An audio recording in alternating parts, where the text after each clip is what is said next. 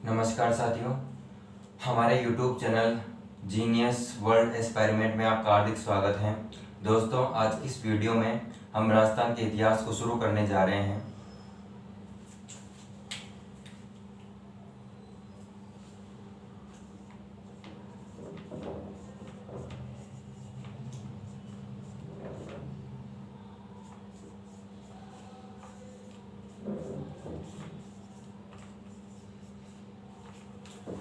दोस्तों, हम राजस्थान के इतिहास के बारे में जब भी बात करते हैं तो मेवाड़ डायनेस्टी का नाम हमारे जहन में अपने आप स्वतः ही आ जाता है।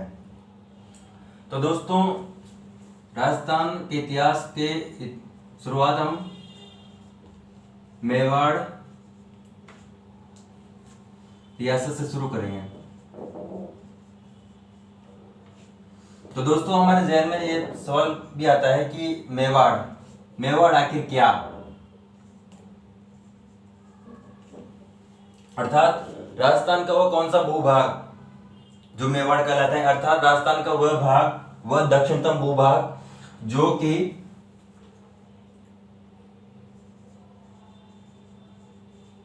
उदयपुर, राजसमंद,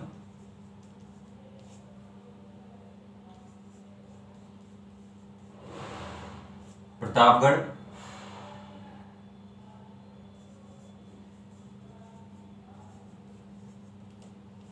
भीलवाड़ा और चित्तौड़गढ़, इन 5 राज्यों के अंतर्गत जो भी भूभाग आता था वो मेवाड़ कहलाता था।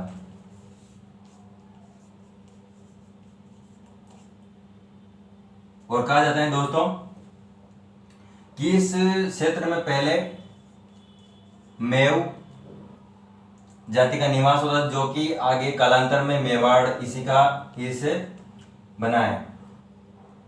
मेवाड़ को पहले मेथपाट, प्रागवाट या सीवी जनपद आदि के नामों से भी जाना जाता था। अब दोस्तों, हम अगर बात करें कि मेवाड़ रियासत में आखिर कौन सी डायनेस्टी का शासन था, तो दोस्तों यहां पर गोहिल डायनेस्टी का शासन था, जिसमें हम बप्पा रावल, महाराणा प्रताप, सांगा, कुंभा जैसे वीरों को पढ़ने को मिलता है। दोस्तों,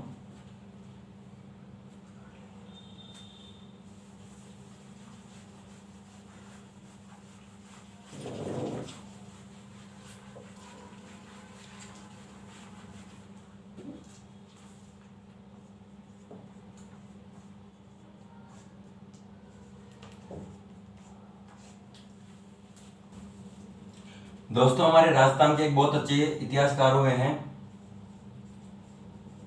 कर्नल जेम्स टोड,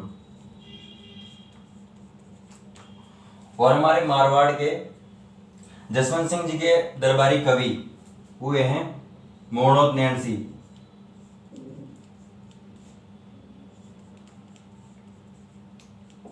इनको राजस्थान का अबुल फजल भी कहा जाता है।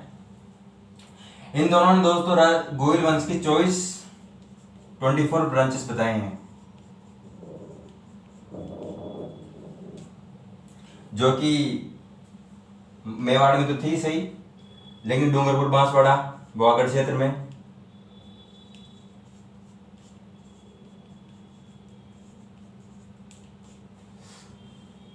नेपाल, यहां तक कि महाराष्ट्र, शिवाजी महाराज, ये कुछ राजपूत थे। दोस्तों, हम अगर और आगे बात करें तो कर्नल जेम्स टोड कहते हैं कि गुजरात के एक राजा हुए थे, गुजरात में वल्लभी के एक राजा हुए थे,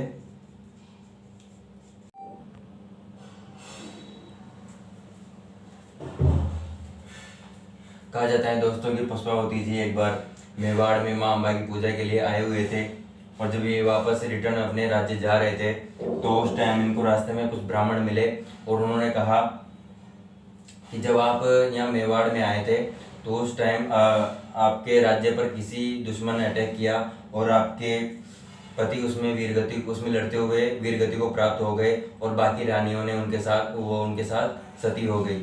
तो पुष्पावती जी ने जब ये सुना तो उन्होंने कहा कि जब बाकी रानियां सभी सती हो गई है तो मैं क्यों ना हूँ। तो कहा जाता है कि दोस्तों उस टाइम रानी पुष्पावती जी प्रेग्नेंट थे और ये प्रेग्नेंट महिलाएं कभी सती नहीं होती थी। तो कहा जाता है कि पुष्पावती जी ने पहले एक बच्चे को जन्म दिया, उसके बाद में वो सती हो गए थे। तो विजयादित्य नाम के किसी ब्राह्मण को उन्होंने अपने वो बच्चे को सौंप दिया था। तो उन ब्राह्मणों को भी लगा कि भाई अगर इस बच्चे को अपन अपने साथ रखेंगे तो कोई ना कोई दुश्मन अटैक करेगा और अपनी जान खतरे में रहेगी। तो उन्होंने उस बच्चे को किसी गुफा में छोड़ दिया था। तो जिस उस बच्चे को जब गुफा में छोड़ा तो उसका नाम ही पड़ गया गुहिल। और दोस्तों इसी गुहिल ने 566 ईस्वी में गुहिल वंश की स्थापना की थी।